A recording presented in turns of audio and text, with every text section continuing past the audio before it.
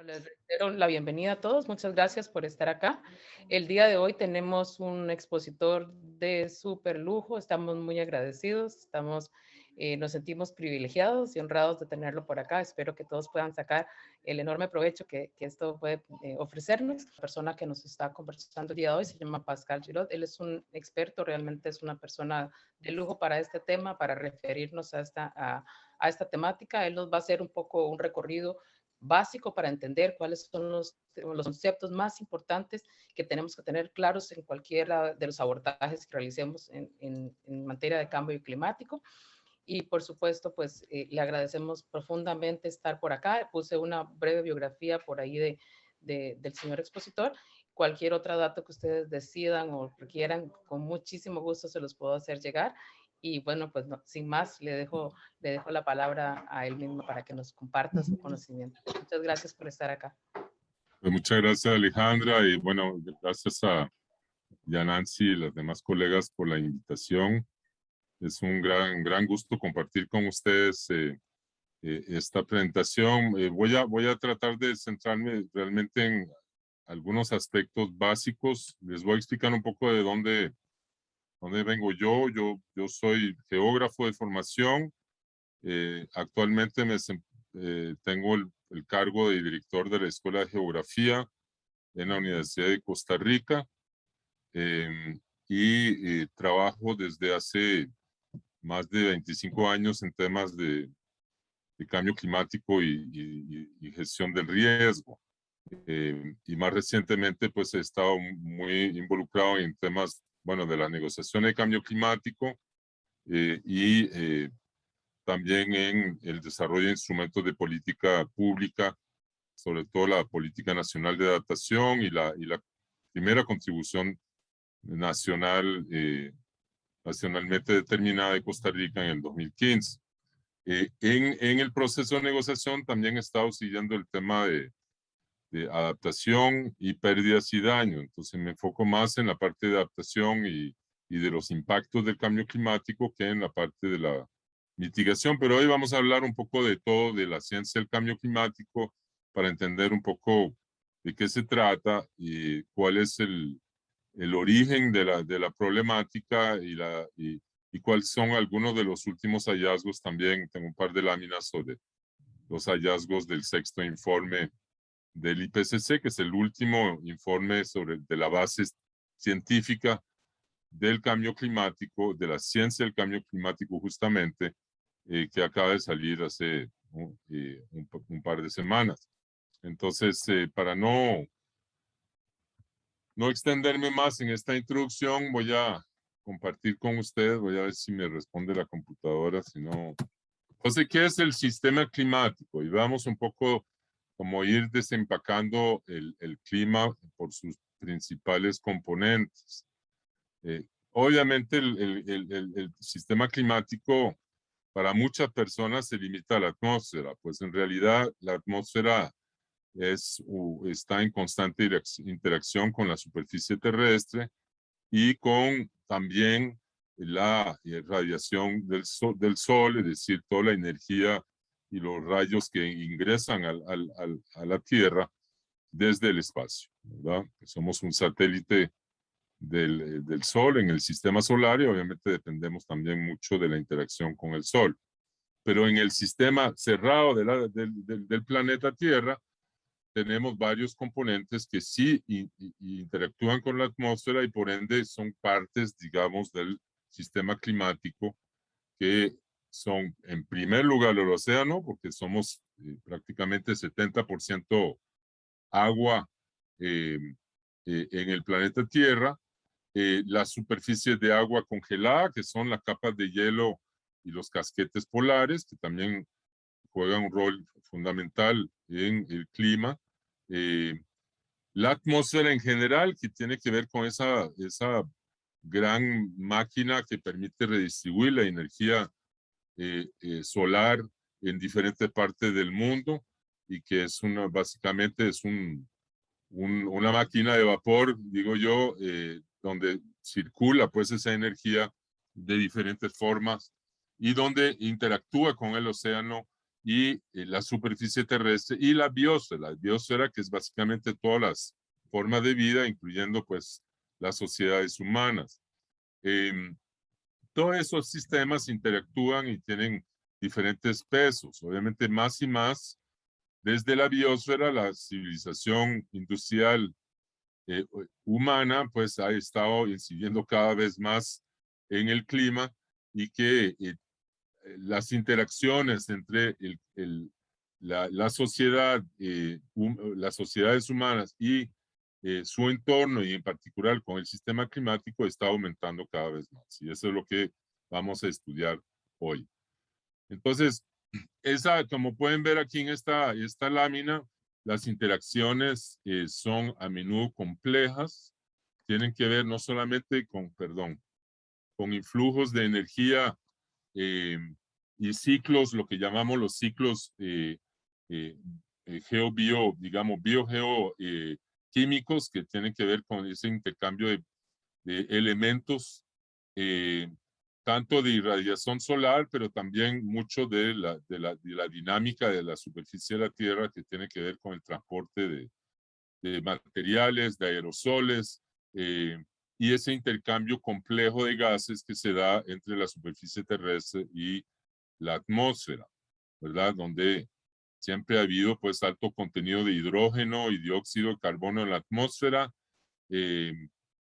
Siempre ha habido pues una capa de ozono que justamente se deriva de esos intercambios con la vegetación y que permite a la vez proteger la vida en el planeta gracias al efecto que tiene la capa de ozono para proteger la vida en la Tierra, pero es también el producto de la vida en la Tierra, ¿verdad? Hay que recordar que la fotosíntesis produce los átomos de oxígeno que permiten conformar la atmósfera, la composición química de la atmósfera y permite la concentración de ese átomo de ozono, que son tres átomos de oxígeno, que son la famosa capa de ozono que nos protege de los rayos más dañinos del Sol, los rayos X y gamma y otros rayos cósmicos. A nivel de las demás, de los más intercambios que son normales y naturales y han existido desde millones y millones de años, en la atmósfera está esa dinámica del ciclo del carbono, el ciclo del nitrógeno, que son ciclos naturales, pero que se ven cada vez más alterados por la interacción de los seres humanos, por ejemplo, la presencia de ganadería, por ejemplo, produce grandes cantidades de metano, la ganadería, y ese metano termina siendo pues un gas de efecto invernadero que se va sumando a la atmósfera, ¿verdad? Entonces, como pueden ver, hay muchísimas interacciones y muchos de esos gases que ven aquí en esta gráfica, el dióxido de carbono, el metano y el óxido nitroso, que tiene que ver con, por ejemplo, el uso de fertilizantes, todos son gases de efecto invernadero y todos inciden en esa alteración química de la atmósfera. ¿Okay? Entonces, vemos que el océano juega un rol importantísimo, primero porque es el mayor reservorio de energía, ahí donde ingresa la mayor parte de la energía solar, ya que somos 70% océano en el planeta Tierra. Los océanos juegan un rol vital porque son los que reciben esa energía solar y la redistribuyen a través de corrientes marinas.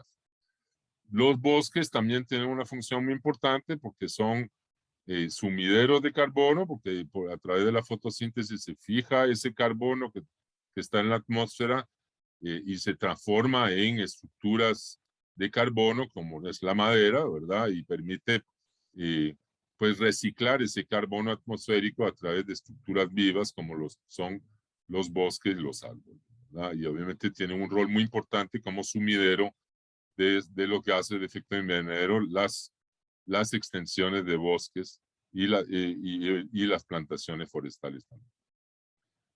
Los casquetes polares y los glaciares continentales también juegan un rol muy importante para la regulación del clima, ya que retienen agua en forma sólida y permiten a largo plazo también regular la temperatura, sobre todo en los casquetes polares, que es donde estamos presenciando los cambios más veloces en el clima. Y finalmente la atmósfera, que tiene que ver con esa máquina de vapor, literalmente, y que la pueden ver aquí en acción, que es esa forma de redistribución de energía del planeta Tierra que permite acumular energía en los trópicos, en la zona ecuatorial, y redistribuirla a través de sistemas energéticos o sistema climático, como son los ciclones, por ejemplo, o los huracanes, que van redistribuyendo esa energía de sur a norte, en el caso del hemisferio norte, o de norte a sur, en el caso del hemisferio sur, que permiten redistribuir. Y muchos de los ciclos también de convergencia intertropical permiten ese movimiento de energía desde los trópicos hacia las zonas más templadas y las zonas polares. Lo mismo ocurre con la atmósfera alrededor del polo norte, por ejemplo, que es la famosa corriente de chorro o el jet stream, que permite de alguna forma contener la masa de aire fría arriba del polo norte y evitar esos extremos climáticos. Cuando se empieza a perturbar ese ciclo, digamos, alrededor del polo norte, vemos esos extremos climáticos que hemos visto en los últimos meses, heladas en Madrid y en Texas, y nieve en Texas como nunca, nieve en Madrid como nunca, y calores sofocantes en Canadá, en Vancouver, ¿verdad? Es decir, esos son extremos típicos de una celda polar que está dando señales pues de inestabilidad, y eso ha pasado en el pasado, pero es preocupante que eso se vaya a volver permanente y hacer mucho más inestable el clima en el hemisferio norte del planeta. Ahora bien, antes de entrar en detalles sobre el cambio climático, muchas veces nos preguntamos, bueno, ¿qué es la diferencia entre cambio climático y variaciones diarias en el tiempo? ¿Cuáles cosas que son achacables a la variabilidad climática que siempre ha existido, sobre todo el ENOS, la oscilación sur, básicamente es una forma de variabilidad climática que es el famoso niño y la niña, que ocurre cíclicamente cada tantos años. ¿Cuál es la diferencia entre esos tres conceptos? El tiempo, la variabilidad climática y el cambio, que son tres cosas distintas. Y mucho tiene que ver con su resolución, digamos, su resolución temporal. El tiempo tiene que ver con impactos inmediatos, tiene que ver con, bueno, que hay un huracán en este momento que está entrando a territorio mexicano, que ya golpeó la península de Yucatán, y antes de eso asoló ya una isla de Haití, de República Dominicana, ya muy golpeada por un terremoto hace pocos días. Entonces, esos son fenómenos que ocurren a una escala de tiempo muy corta. En cuestión de horas y días se definen, digamos, depresiones tropicales, huracanes, frentes fríos. Otros fenómenos generalmente se miden en años, que son como, por ejemplo, sequías prolongadas, tienen más que ver con la variabilidad climática y que son achacables, por ejemplo, a una fase caliente del Niño. Generalmente es asociada con sequías prolongadas en América Central. Por ejemplo, la última fuerte fue en el 2014-2015, donde tuvimos sequías muy marcadas en Guanacaste y en el Pacífico Norte de nuestro país, en muchas partes de Centroamérica. Y entonces esto probablemente se mide en años y no en días, a la diferencia, y ahí sí estamos hablando de variabilidad climática. El cambio climático realmente tiene que ver con cambios a largo plazo. O sea, el cambio climático y el impacto del cambio climático vamos a poderlo medir en décadas y siglos, ¿verdad? Y de poder ver cómo se transforma permanentemente las condiciones del clima a largo plazo. Entonces, obviamente los tres conceptos están imbricados. Significa que dentro de 100 años el tiempo va a ser diferente, el impacto del niño y la niña van a ser probablemente más intensos, pero que vamos a poder realmente medir esos impactos del cambio climático dentro de varias décadas y probablemente después de mediados del siglo XXI si seguimos en la trayectoria en la cual estamos. Entonces, ¿cómo entender esas variaciones del clima? Porque muchos van a decir, bueno, siempre ha variado el clima, y los negacionistas del clima, que lamentablemente todavía existen, van a decir, no, esa variabilidad climática siempre ha ocurrido y siempre tuvimos la pequeña edad de hielo y eso es normal. Pues claramente lo que nos están diciendo ya insistentemente los científicos en ya 6 informes del IPCC es que eso no es normal. Lo que estamos observando no es un producto de la variabilidad climática, sino del cambio climático, ¿verdad? Y eso tiene que ver con entender cómo esa variabilidad sí va a seguir ocurriendo con el cambio climático, pero que esas perturbaciones se van a hacer cada vez más agudas. Entonces, como ven aquí, la variabilidad interanual pues ocurre, hay ciclos, digamos, más secos y más lluviosos, y que se dan en escalas temporales más amplias que los eventos meteorológicos que son de horas o de días, sino que son cambios que pueden durar varios meses o años seguidos, ¿verdad? Una sequía prolongada, etc. Entonces, veamos la diferencia entre dos mapas. Esos son mapas generados a nivel centroamericano por el Centro de Recursos Hidráulicos del SICA, del Sistema de Integración Centroamericano, que reúne todos los institutos meteorológicos, hidrológicos de la región centroamericana. Lo interesante con esto es vemos dos periodos bien distintos. Uno que es en la fase del Niño del 2014, el último periodo seco que les mencionaba, a mano izquierda, y a la derecha es el periodo actual. Los dos mapas son para el periodo de agosto a octubre, es decir, cubren el mismo periodo del año, pero como pueden ver, el mapa es bien distinto, ¿verdad? Entonces vemos que de una misma época lluviosa en Centroamérica hay posibles escenarios muy distintos, según la variabilidad climática, ¿verdad? Ese es un producto de la perspectiva climática que produce cada 3 o 4 meses el CRRH, que son todos los institutos meteorológicos, y es una herramienta muy útil para ver dónde va a estar la precipitación encima de lo normal, en normal o por debajo de lo normal, ¿verdad? Y como pueden constatar, como han podido ver en los últimos días, pues Costa Rica en este mes de agosto, septiembre y octubre, pues va a tener más lluvia que de costumbre o por encima de lo normal, como pueden ver la mitad oeste de Costa Rica, típica de una época de la Niña, está muy lluviosa o sea, por arriba de lo normal va a ser la precipitación en el Pacífico costarricense y parte de Panamá también. Entonces, como pueden ver ahí tenemos efectivamente no es siempre, el clima no siempre sigue ese ciclo regular, digamos, estación seca, estación lluviosa, sino que hay variaciones interanuales y que son importantes entenderlos, y no todos tienen que ver con el cambio climático.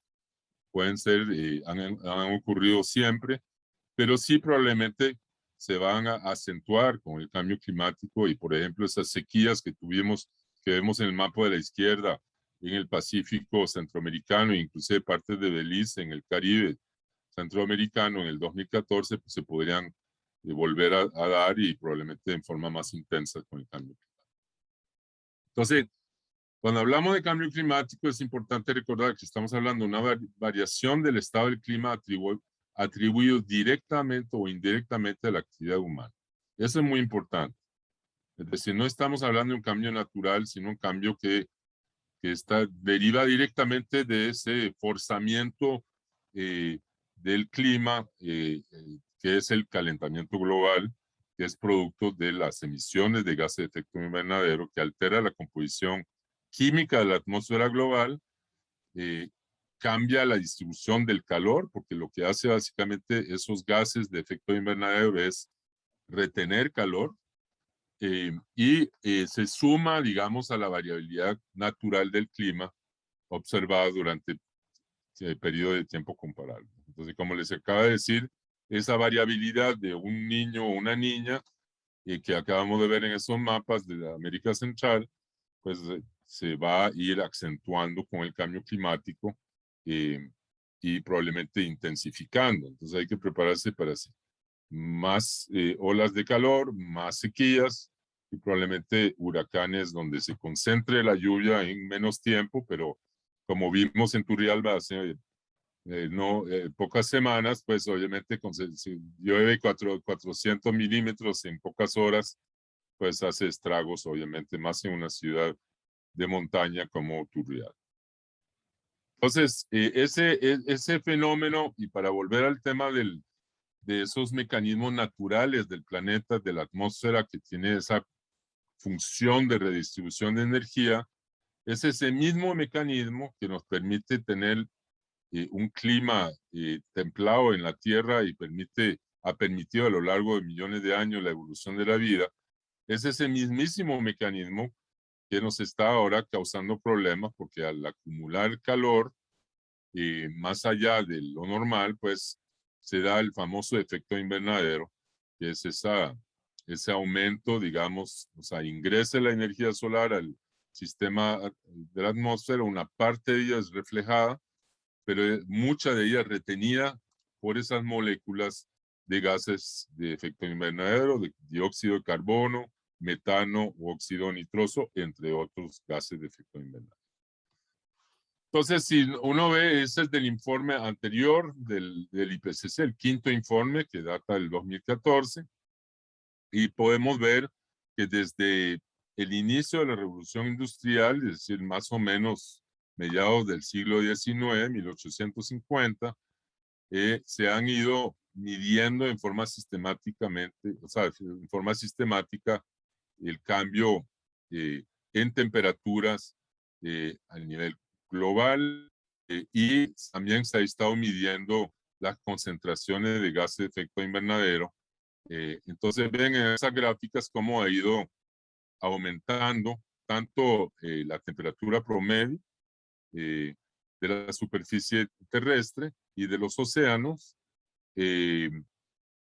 muy por encima de la media 1850-1950. Y eso responde a ese aumento que ven en la gráfica arriba a la derecha, de el aumento paulatino en la concentración de gases de efecto invernadero, que también ha ido sobre todo acelerando a partir de 1950, con todo el fenómeno pues de la globalización, del comercio mundial y del aumento pues muy acelerado de las emisiones derivados de la civilización industrial globalizada a partir de los años 50 para acá. Lo mismo vemos en el aumento del nivel del mar y vemos muy claramente que los principales aumentos en concentraciones de gas abajo a la derecha es achacable no a la silvicultura o la agricultura, que se mantiene más o menos estable esos usos del suelo, o sea, siguen contribuyendo, pero lo que sí ha ido creciendo muchísimo es la curva, digamos, de emisiones derivadas de lo que llaman el sector energía, que es básicamente la quema de combustible, el uso de búnker para fabricar cemento o toda la petroindustria, ¿verdad? Que emiten también una gran cantidad de gases de efecto invernadero y ven muy claramente que va aumentando esas emisiones antropógenas de gases de efecto invernadero. Lo que vemos también es que hay una tendencia muy lineal en las concentraciones de dióxido de carbono en la atmósfera. Es el famoso registro de del observatorio del Mauna Loa en Hawái, de la arriba de un volcán que está en la mitad del Océano Pacífico. Y como pueden ver, hay variaciones anuales porque eso se debe al invierno, que hace que hay menos capacidad de fotosíntesis porque muchos de los árboles pierden sus hojas, entonces baja la concentración de gases cuando hay hojas en los árboles en el hemisferio norte y vuelve a subir las emisiones cuando en época de invierno no hay esa capacidad de síntesis. Y eso explica los dientes de sierra que ven en esta gráfica de concentraciones del CO2 a la izquierda. Y a la derecha lo que pueden ver es justamente cómo las observaciones de temperatura comparado a periodos, digamos, al inicio del periodo industrial de mediados del siglo XIX ha ido aumentando y se ve muy claramente a partir de los años 50 y 60 ese aumento inducido por la acción humana y el aumento en la temperatura, y estamos hoy en día a casi 1 grado centígrado por encima del periodo preindustrial, y por eso todas las negociaciones en la Convención Marco de las Naciones Unidas sobre el Cambio Climático habla de mantener ese aumento por debajo de 2 grados centígrados y haciendo muchos esfuerzos para que no pase de 1.5, que ven es como el tope de esta gráfica a mano derecha. Porque sabemos que si nos pasamos de 2 grados centígrados vamos a entrar en territorio muy peligroso para el sistema mundial, digamos, para la alimentación, la agricultura, para la vida en la Tierra en general, si llegamos a niveles de temperatura críticos para lo que son los sistemas que sostienen la vida en el planeta. No duden en interrumpirme si tienen dudas o preguntas o cosas que no han podido captar, ¿no? O si hablo muy rápido, porque yo me emociono, entonces por favor no duden en interrumpirme.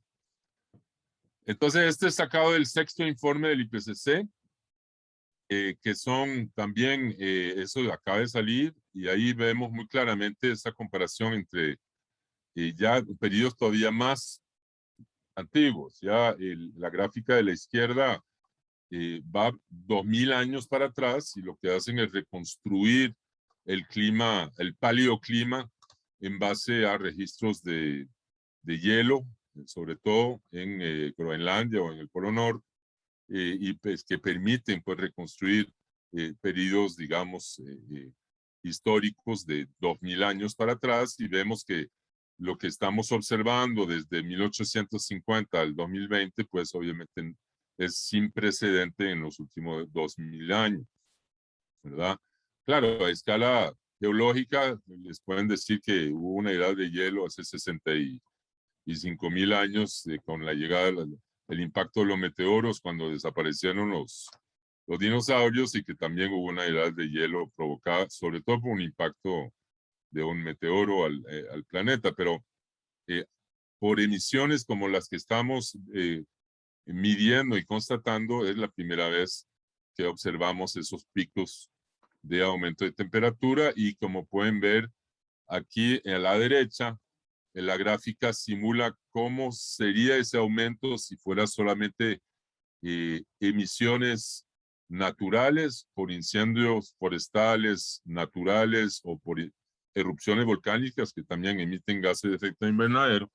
Pueden ver que esa gráfica en azul pues se mantendría más o menos el aumento de temperatura en rangos pues normales, pero lo que sí estamos viendo es ese aumento directamente achacable a la acción humana o a lo que es el cambio climático antropogénico, como usan en términos científicos, que es achacable directamente a la acción humana.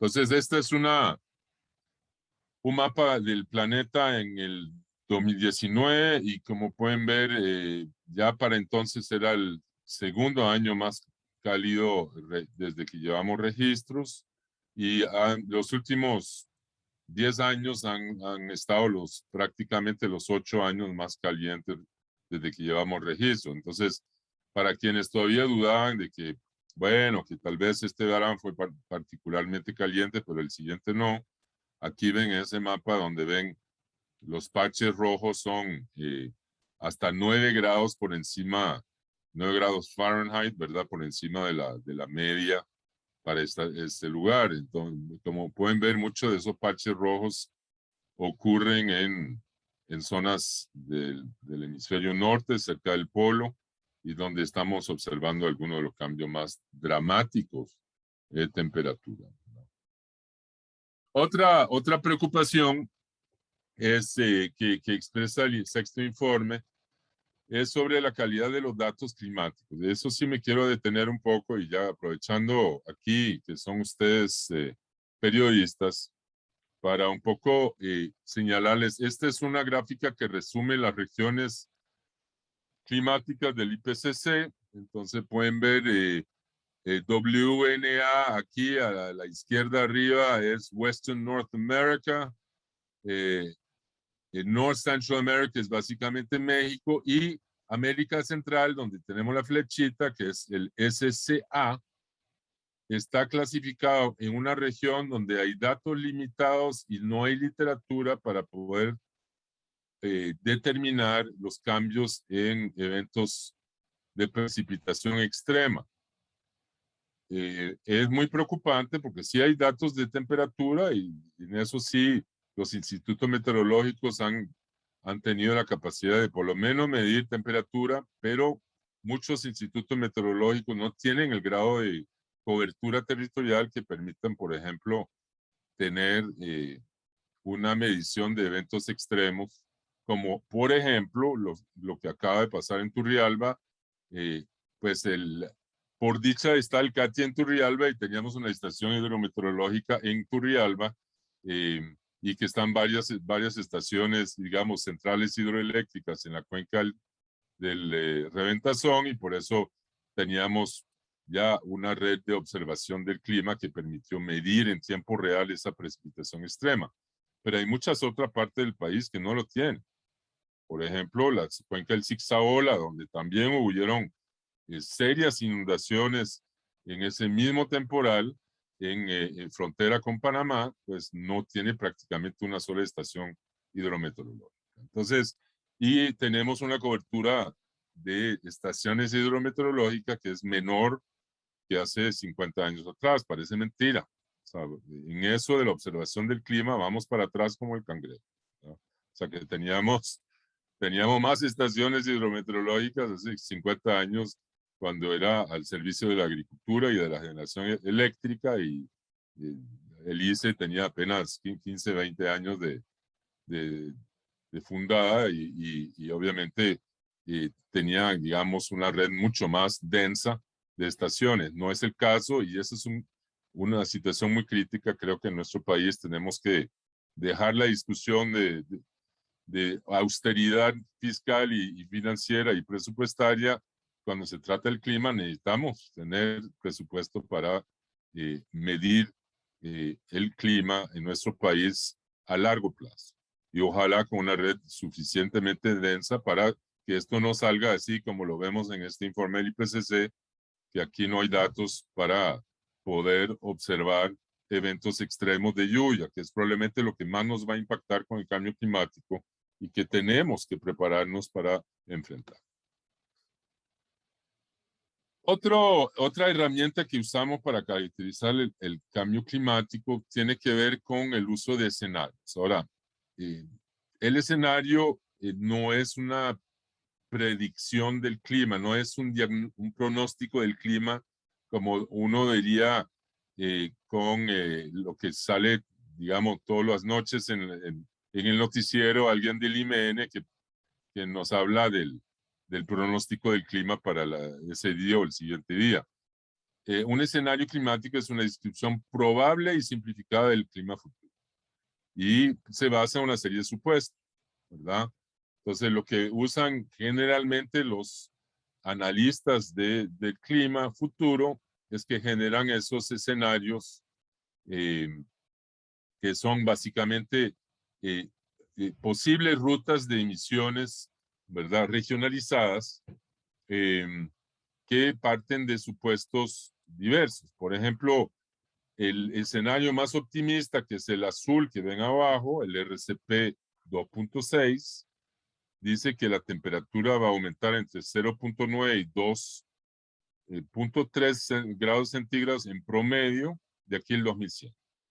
Entonces, lo supuesto es de que aquí, para lograr eso, tenemos que reducir un 90% de nuestro consumo de petróleo a nivel planetario, un 90% del consumo de carbono vegetal o mineral y el 75% del gas.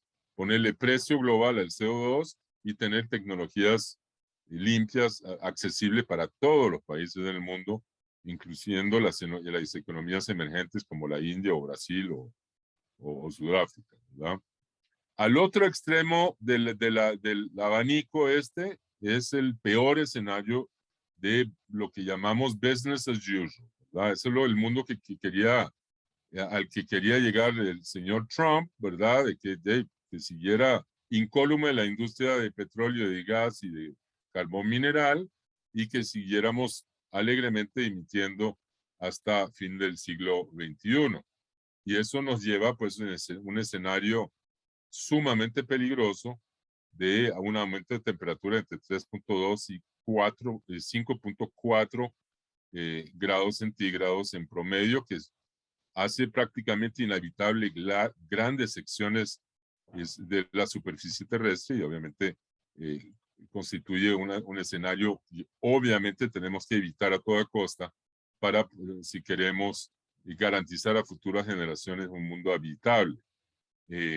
Entonces, algunos de los cambios anticipados por ejemplo, en diferentes zonas o ecosistemas del planeta, es que es otra de las cosas al cual se dedica el IPCC, es analizar diferentes ecosistemas claves. Aquí las montañas, las altas montañas como las que tenemos en la región andina, aquí en la región norteamericana, y donde tenemos varias situaciones donde el cambio climático podría, uno, aumentar el derretimiento de esos casquetes de hielo, o glaciares tropicales como los que tenemos en Perú y Bolivia.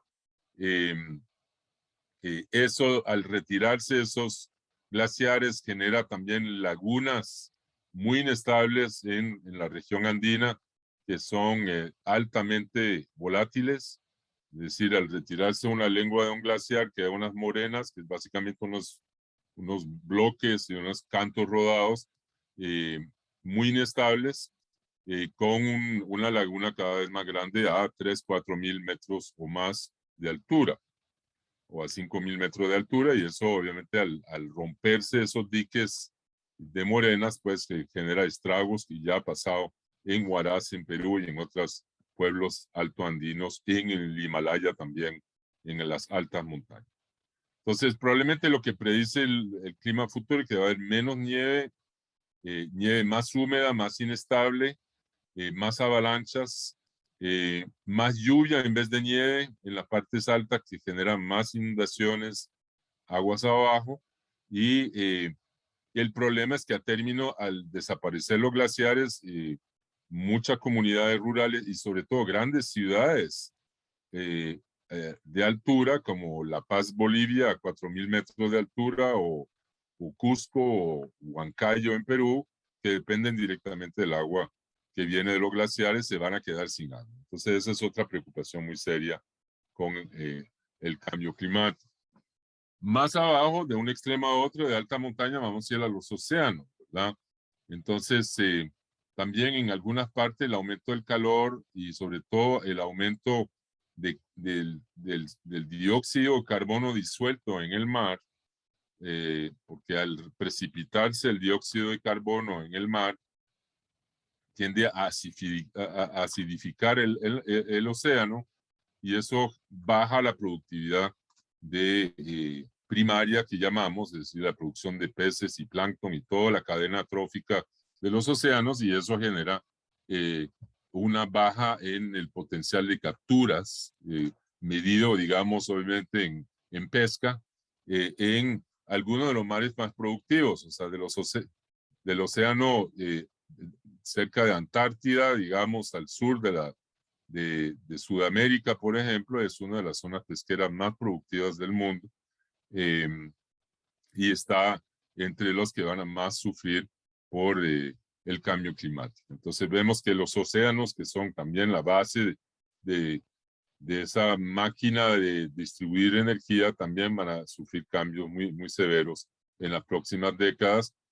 Uno de ellos es el aumento del nivel del mar, que va a tener también enormes impactos, sobre todo en infraestructura y ciudades costeras, y que va a generar, obviamente, impactos no solamente en la infraestructura, sino en muchos de los ecosistemas costeros, arrecife coralinos, manglares, pasto marinos.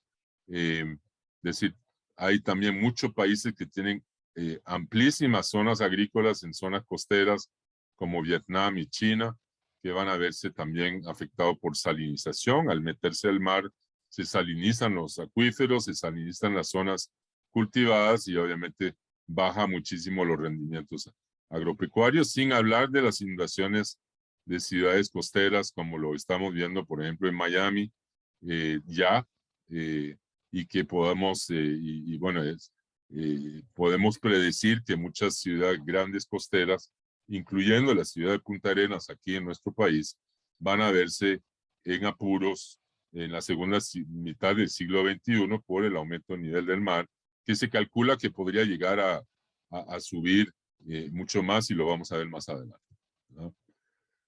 Entonces veamos un poco, eso es una gráfica un poco compleja, pero eso sale del informe del IPCC sobre 1.5 grados, donde básicamente el panel intergubernamental sobre cambio climático trata de caracterizar los dos escenarios extremos. Como pueden ver, a la izquierda, la banda rosada son escenarios de altas emisiones, digamos el RCP 8.5, y el escenario de bajas emisiones de un mundo ideal donde lográramos realmente transformar la matriz energética de la civilización humana. De aquí a fin del siglo XXI enfrentaríamos situaciones muy distintas. Y el color de la columna nos indica el nivel de riesgo. Es decir, la probabilidad de muy altos impactos son los colores más morados. Y entonces vemos, por ejemplo, algunas comunidades que están viviendo en atolones. Estoy pensando en muchas islas del Caribe, incluso las Maldivas, al sur de la India, muchas islas del Pacífico que son atolones poblados, digamos, con ciudades. Obviamente se ven que van a estar en muy serios problemas si siguen esas emisiones, porque van a verse sumamente afectadas por el aumento del nivel del mar. Las comunidades árticas también, digamos, circumpolares, se van a ver muy afectadas también por aumentos violentos. Son probablemente los dos ecosistemas, los arrecifes coralinos y los atolones, y las ciudades árticas son las que van a pagar los platos rotos de primero del aumento del nivel del mar. Y luego ya, obviamente, donde se concentra muchísimo más población, que son grandes ciudades costeras con recursos. Estoy pensando en Shanghai, Nueva York, Miami, ¿verdad? Todos son ciudades muy grandes ubicadas al nivel del mar. Tokio, Manila, grandes deltas agrícolas tropicales, sobre todo el Yangtze y el Mekong en lo que es Vietnam y mucho del sureste asiático, también van a verse muy afectados. Entonces, pero van a verse afectados ahí millones y millones de personas. Porque ahí sí, la diferencia, los atolones sí van a tener un impacto grande, pero ahí vive menos gente que en las grandes planicies del sureste asiático y las grandes ciudades, digamos, costeras de Europa también, porque incluye Holanda y Londres y otras ciudades muy grandes que están muy cerca del nivel del mar. Y finalmente, los ecosistemas que van a verse más afectados, pueden ver a la izquierda, la primera columna, aunque suba a 1.5 grados la temperatura, ya ven que los impactos, ya lo morado empieza muy abajo en la columna de temperatura para los arrecifes de coral. Entonces, aunque dejemos de emitir mañana, todos los países del mundo, los atolones, porque hay mucha inercia en el sistema climático, muchos atolones y arrecifes coralinos se van a ver afectados de todos modos, ¿verdad? Bosques de algas pardas y todo lo que son praderas marinas y otros ecosistemas marinos van a verse afectados, pero más adelante y con aumentos de temperatura mucho mayores comparado a lo que es los arrecifes, que son mucho más sensibles a aumentos de temperatura. Entonces, eso es también sacado el sexto informe del IPCC y con diferentes escenarios, ¿verdad?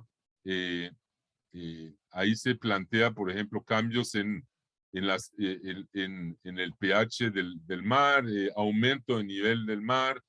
Ahora, lo preocupante con esos datos del sexto informe, lo que ven aquí a la derecha del esquema, es que plantea de que si seguimos en una trayectoria pesimista, es decir, de business as usual, es decir, según el escenario de 8.5, ¿verdad? De aumento, digamos, donde no tomemos medidas, no nos ponemos de acuerdo, no reducimos emisiones, pues vamos a probablemente tener un rango de aumento de nivel del mar promedio de entre 2 metros y 7 metros y en algunas partes, aquí dice arriba, que aumentos de hasta 15 metros no se pueden descartar en ciertas zonas del mundo. Es decir, imagínense 15 metros, desaparece no solamente Punta Arena, pues yo creo que hasta Esparza, ¿verdad? Es decir, muchos, digamos, impactos catastróficos en zonas costeras con ese nivel de aumento, ¿verdad? Es decir, estamos hablando pues de impactos muy grandes y en algunos casos millones y millones de personas que viven en grandes conurbaciones costeras. Entonces sí estamos hablando de aumentos muy preocupantes y impactos muy preocupantes a futuro.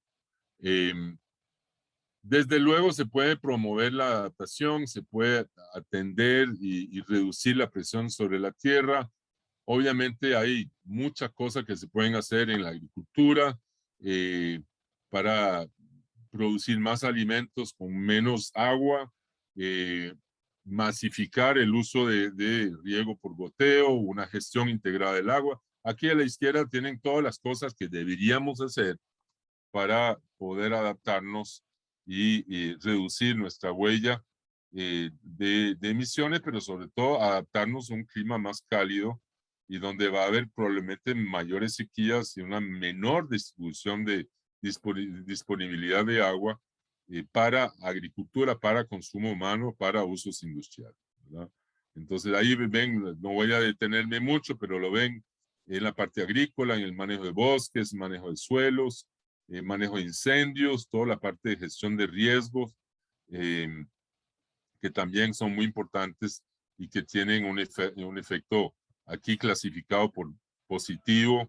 Ven que muchas de esas medidas pueden tener efectos muy positivos para reducir nuestra vulnerabilidad ante el cambio climático y eso pasa por efectivamente empezar a planificar mejor nuestro uso del territorio. Por ejemplo, si seguimos construyendo en la línea de costa y sabemos que el mar va a subir, pues obviamente estamos condenando a futuras generaciones a tener que lidiar con esa infraestructura que hemos construido 50 años antes, ¿verdad? Entonces, una vez que suba el nivel del mar. Entonces hay que empezar a incorporar estos criterios de previsión y de planificación territorial a largo plazo para enfrentar el cambio. Entonces, no estamos empezando de cero. Bueno, se han hecho compromisos importantes. ¿Cómo vamos a hacer para cambiar esta trayectoria? O sea, a mí me hace mucha gracia ahora con el COVID, de que hablan de aplanar la curva de contagios, pues llevamos décadas en cambio climático hablando de aplanar la curva, ¿verdad? Es lo mismo, de cómo logramos que estas emisiones empiecen a a llegar a su pico más pronto y que puedan ir reduciéndose de aquí a finales del siglo XXI. Y solo así vamos a evitar escenarios catastróficos como los que acaba de describir a futuro. Entonces hay siempre un debate que una reducción muy rápida de medidas muy drásticas de transformación, por ejemplo, de la matriz energética, tiene probablemente un costo a corto plazo muy alto, pero a largo plazo un costo menor. Es decir, si esperamos literalmente tener el agua hasta el cuello, pues en Punta Arenas va a ser mucho más caro que planificar eventualmente unas medidas de mitigación o de contención del aumento del nivel del mar y de poder ubicar la gente en lugar seguro, con calma y con tiempo, y no cuando ya la situación esté encima. Pero es muy difícil justificar en la lógica, digamos, de control de gasto actual en nuestro país, pero en muchísimos países del mundo, de justificar una inversión tan enorme como lo que requiere, digamos, una respuesta al clima. Inclusive muchas de las críticas que ahora lo vamos a ver en la campaña electoral al Plan Nacional de Descarbonización, decir, ay, bueno, con la crisis del COVID no podemos darnos ese lujo de descarbonizar cuando perfectamente tenemos con qué hacerlo, digamos. Sí es un costo importante, por ejemplo, el tren eléctrico, pero es energía que producimos nacionalmente, que no depende de importaciones de petróleo y que a término tiene todo el sentido del mundo tener un sistema de transporte digamos, autosuficiente que se mueva con energía nacional baja en emisiones, por ejemplo.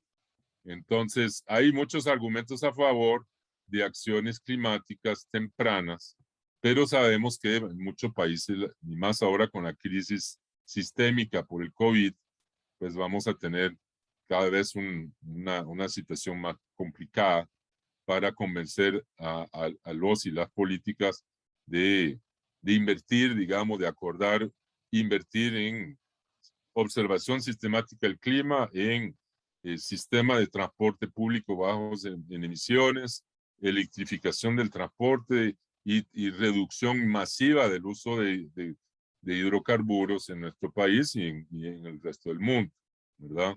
Para lograr aplanar esa curva y contribuir. Sí, Costa Rica contribuye muy poco al problema de las emisiones mundiales, pero sí tenemos una ventaja y eso sí me consta por haber estado ya muchos años en las negociaciones. Sí, Costa Rica tiene una posición de liderazgo indudable en materia de cambio climático porque predica con el ejemplo, ¿verdad? Y por lo menos tratamos de predicar con el ejemplo y es importante.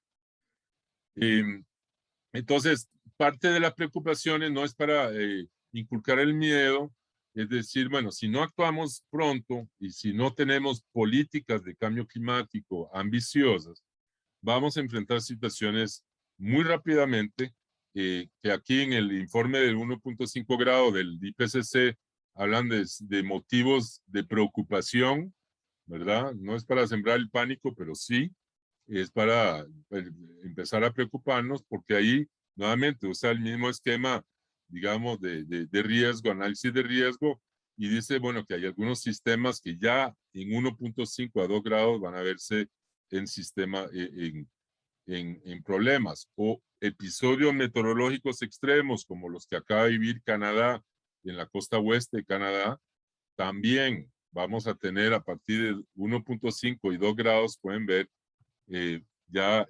eventos extremos meteorológicos que tienen impactos muy grandes, como acabamos de ver este año en Alemania, en otra parte en China y en otra parte, ¿verdad? Entonces, esos son esquemas que permiten también analizar, bueno, cómo priorizar la acción, porque a veces estamos tan apabullados y saturados de información, inclusive información a veces negativa y preocupante, y eso genera inclusive pues reacciones psicológicas, ¿verdad? De saturación, la gente ya no quiere más malas noticias, ¿verdad? Eh, entonces es importante también transformar el discurso en un discurso positivo, es decir, como por ejemplo lograr los objetivos de desarrollo sostenible, ¿verdad? El 2030, muchos de ellos nos permiten generar sinergias. Si usted invierte en agua limpia y en sistemas de riego por goteo y logra manejar mejor sus fuentes de agua a largo plazo, eso va a ser una enorme ventaja de cara al cambio climático, porque usted va a estar, cuando otras partes del mundo van a enfrentar escasez de agua, aquí podríamos tal vez manejar esa agua a largo plazo, y lo hemos ido haciendo bastante bien hasta la fecha, con muchas de las zonas de recarga, por ejemplo, aquí en la cordillera volcánica central, que están bajo un régimen de protección que permite esos servicios ecológicos, servicios hidrológicos a largo plazo. Entonces hay cosas que yo creo que también podemos señalar, como pues esa inversión en el SINAC, en las áreas protegidas, por más que podamos criticarlo, es una inversión estratégica de cara a la adaptación al cambio climático, y tiene todo el sentido del mundo lograr no solamente conservar la biodiversidad, que es el ODS 15, ¿verdad? Pero también poder brindar agua limpia y saneamiento a millones de costarricenses a futuro. Entonces, ¿cómo podemos pensar eso también en el sector de energía, que es más complicado? Por ejemplo, de transformar, lograr esa transición de un sistema basado en hidrocarburos a un sistema de transporte público, por lo menos, movido con electricidad, y donde la dependencia de hidrocarburos se vaya reduciendo cada vez más. Y eso implica repensar las ciudades, repensar la forma de movilidad urbana sostenible y baja en emisión. Implica una serie de decisiones que obviamente no van a ser fáciles, pero que tienen otras ventajas y de efecto y co-beneficios en salud pública, por ejemplo, la salud, o sea, la reducción de enfermedades respiratorias que vemos ahora con el COVID, la importancia de tener una población saludable en cuanto a sus vías respiratorias. Obviamente, al reducir la contaminación aérea, digamos, y los particulados y otros contaminantes, de los cuales hay gases de efecto invernadero, también contribuye a la salud pública. Entonces, veamos, para ir terminando, cómo los actuales compromisos en cambio climático en los INDCs están permitiendo aplanar la curva. En rosado ven lo que se han comprometido hasta ahora los países, y claramente, como lo pueden ver, no nos permite aplanar la curva. Lo baja un poco por debajo de las proyecciones de business as usual, ¿verdad? El peor escenario, pero tenemos que tener mucho más ambición para poder, si realmente queremos lograr eso, y sobre todo en países grandes, emisores con responsabilidades históricas también por las emisiones, como lo son Europa y América del Norte.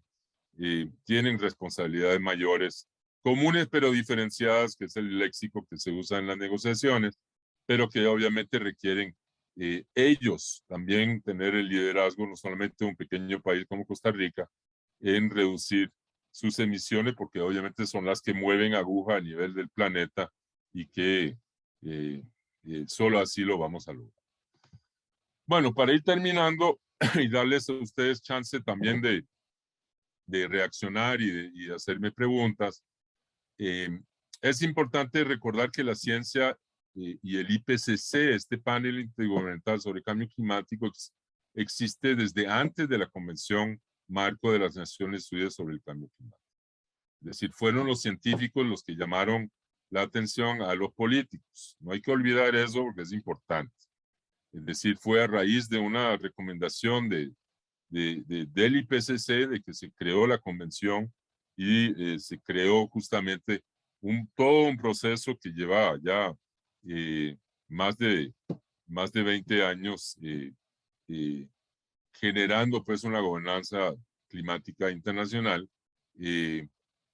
pero fueron realmente los científicos los que alertaron primero sobre la necesidad de ponernos de acuerdo para reducir las emisiones y enfrentar los impactos del cambio climático. Entonces se creó en el 88, como pueden ver, la Convención Marco se firmó en el 92, entró en vigencia en el 94, y desde entonces, pues, el IPCC ya va por seis informes, y se esperan, inclusive el próximo año van a salir varias otras publicaciones del IPCC ligado al sexto informe. Ha habido también muchos informes especiales sobre eventos extremos y desastres, el famoso SREX, que fue la base para la creación del Mecanismo Internacional de Varsovia sobre pérdidas y daños, donde reconocen de que pues la adaptación tiene sus límites y hay algunas partes del mundo como las pequeñas islas que por más que se adapten, si aumenta 5 metros el mar, pues no hay adaptación que valga, ¿verdad?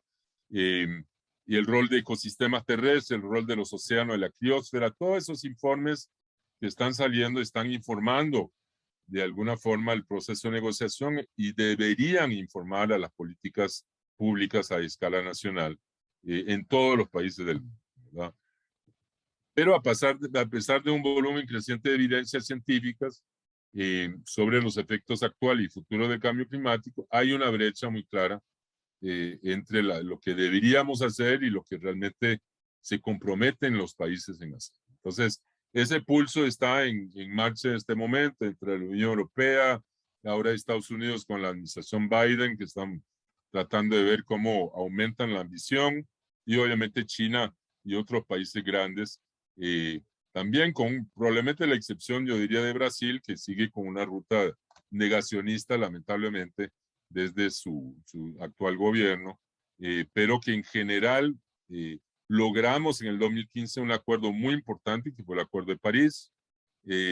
Yo creo que la urgencia se reflejó en el hecho de que el Acuerdo de París se ratificó en tiempo récord, en un año. Hay que recordar que el protocolo de Kioto tardó 7 años en ratificarse después de su firma. En el caso del Acuerdo de París se firmó muy rápidamente. Uno podría decir, bueno, todo el mundo está de acuerdo, y cuando lee uno el Acuerdo de París, es un acuerdo ambicioso, es realmente una hoja de ruta sumamente necesaria, pero que falta mucho a nivel de compromisos reales. Y obviamente hay temas financieros de por medio, de transferencia de tecnología y muchos intereses creados de por medio sobre cómo vamos a lograr esa transformación. Ahora, uno podría pensar que la crisis sanitaria crea condiciones adversas para la ambición, y lo hemos escuchado aquí entre políticos y algunos sectores del país que dicen que por la crisis hay que archivar el proyecto del tren eléctrico y no tenemos plata para eso, y hay que priorizar la reactivación económica y no el gasto público. Otros dirán de que no, pues obviamente un tren eléctrico también va a generar empleo público y empleo derivado y otras inversiones de desarrollo asociada a la inversión pública en materia de transporte, que son también una fuente de empleo y una fuente una forma de reactivar. Es la famosa recuperación verde o la transformación, y eso sé que en su blog Outrage and Optimism, que Cristiana Figueres sigue insistiendo sobre esa ventana de oportunidad que crea la crisis sanitaria del COVID para justamente dar el salto y lograr una reactivación, pero una reactivación baja en emisiones y que permita dar un salto cuántico en cuanto a la matriz energética de los países industrializados para realmente reducir las emisiones como así lo exige pues mucho de la evidencia científica.